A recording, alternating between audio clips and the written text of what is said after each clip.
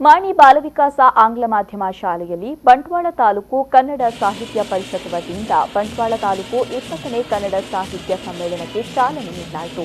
ಸಮ್ಮೇಳನಾಧ್ಯಕ್ಷೆ doctor ಧರಣಿ ದೇವಿ ಮಾಲಗತ್ತಿ ಅಧ್ಯಕ್ಷತೆ ವಹಿಸಿ ಮಾತನಾಡಿ, ಸ್ಥಳೀಯ ಭಾಷೆಯ ಪಠ್ಯಗಳನ್ನು ಬಾಲ್ಯದಿಂದಲೇ ಕಲಿಯೋದು ಬಹಳ ಮುಖ್ಯವಾಗಿದೆ. ಸ್ಥಳೀಯ ಜನಪ್ರಿಯ ಸಂಸ್ಕೃತಿಯ ಹೊಳಹುಗಳನ್ನು ಕನ್ನಡ ಸಾಹಿತ್ಯದೊಳಗೆ ತರುವುದರ ಮೂಲಕ ಕನ್ನಡ ಸಾಹಿತ್ಯವನ್ನು ವಿಸ್ತರಿಸಬಹುದು ಅಂತ ಹೇಳಿದರು.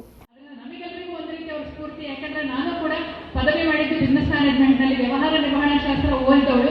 ಆದ್ರೂ ಕೂಡ ನನಗೆ ಸಾಹಿತ್ಯದ ಬಗ್ಗೆ ಆಸಕ್ತಿ ಇತ್ತು. ನಾನು ಚಿಕ್ಕ ವಯಸ್ಸಿನಲ್ಲೇ ಡಾಕ್ಟರ್ ಪ್ರಭಾಕರ ಶಿಷ್ಯ ಅವರನ್ನು ನೋಡಿದ್ದೀನಿ. ನನ್ನ ತಂದೆಯವರು ಸುಳ್ಯ NMCಗೆ ಯಾವುದೋ ಒಂದು ಕಾರ್ಯಕ್ರಮಕ್ಕೆ ನಮ್ಮನ್ನು ಕರ್ಕೊಂಡು ಹೋದಾಗ, ಪ್ರಾಯಶಃ ಪ್ರಹ್ಲಾದ್ ಶೆಟ್ಟಿ ಅವರು ಕೂಡ ಅವಾಗ ನಮ್ಮ ಜೊತೆಗೆ ಇದ್ರು.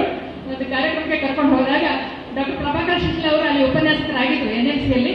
ಅವರಿಗೆ ಎಷ್ಟು ಮಟ್ಟಿಗೆ ನೆನಪಿದೆಯೋ ಗೊತ್ತಿಲ್ಲ. ಆಗಿಂದ ನಾನು ಅವರಿಂದ ಸ್ಫೂರ್ತಿಯನ್ನು ಪಡ್ಕೊಂಡಿದ್ದೀನಿ. ಹಾಗಾಗಿ ನನಗೆ ಅದೊಂದು ವಿಶೇಷ ಅಭಿಮಾನದ ಸಂಗತಿಯಾಗಿದೆ.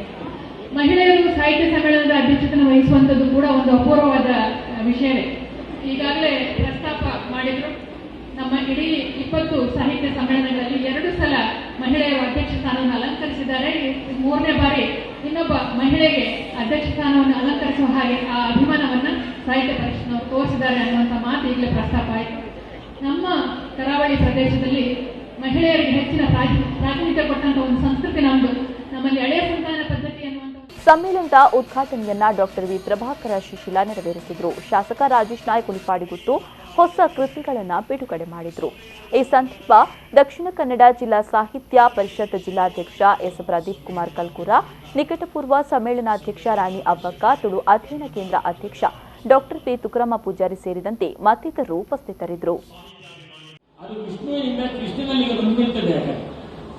ಇದನ್ನ MA PhD ಮಾಡಿದ ಕನ್ನಡದ ಅಧ್ಯಾಪಕರಿಗೆ ತಿಳಿಸಲಿಕ್ಕಾಗೋದಿಲ್ಲ. ಎಲಿಮೆಂಟರಿ ಶಾಲೆಯ ಕನ್ನಡ ಅಧ್ಯಾಪಕರು ಬಿಡಿಸ್ತಾರೆ. ಯಾವುದರ ಪ್ರಭಾವ? ಅದು ಯಕ್ಷಗಾನದ ಪ್ರಭಾವ. ಇಂತಹ ಪ್ರಭಾವವನ್ನು ನಾವು ನಮ್ಮ ಮಕ್ಕಳ ಮೇಲೆ ಬೀರ್ಬಿಡುವ. ಈ ಮಕ್ಕಳೆಲ್ಲ ಇನ್ನು ಕುಣಿಲಿಗುಂಟು ಕ್ಯಾಸೆಟ್ ಹಾಕಿ ಕುಣಿತಾರೆ. ಅದನ್ನು ನೋಡುವಾಗ ಬೇಸರ ಆಗುತ್ತೆ. ಯಾಕಂದ್ರೆ ಕನ್ನಡದಲ್ಲಿ ಎಂತೆಂತಹ ಹಾಡುಗಳಿವೆ. ಅಂತಹ ಹಾಡುಗಳಿಗೆ ಕುಣಿತ ಕಲಿಸತಕ್ಕಂತಹ ಅಧ್ಯಾಪಕ ವೃಂದವೇ ಇವತ್ತಿಲ್ಲದಾಗಿದೆ. ಸುಲಭಶೀಲತೆ ಒಂದು ಕ್ಯಾಸೆಟ್ ಹಾಕಿ